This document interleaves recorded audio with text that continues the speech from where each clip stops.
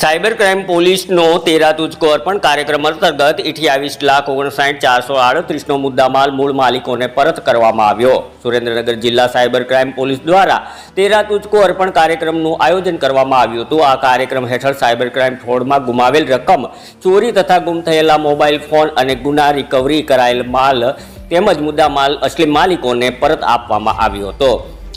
Police મહાનિરીક્ષક Rajkot રેન્જના માર્ગદર્શન અને સુરેન્દ્રનગર જિલ્લા પોલીસ અધિક્ષકના નેતૃત્વ હેઠળ આ કામગીરી હાથ ધરવામાં આવી હતી। આ કામગીરી દરમિયાન કુલ 28,55,438 રૂપિયાનો મુદ્દા માલ પરત આપવામાં આવ્યો હતો, જેમાં 38 સાયબર ફ્રોડના ભોગ બનનાર વ્યક્તિઓના કુલ રૂપિયા 9,86,918 પરત અપાયા હતા।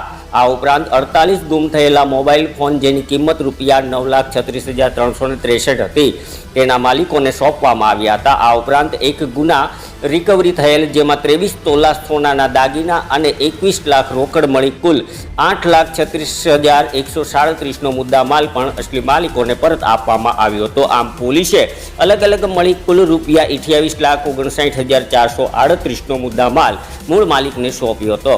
સાયબર ક્રાઇમ પોલીસની આ કામગીરીથી અનેક અરજદારોના ચહેરા પર ખુશી જોવા મળી હતી।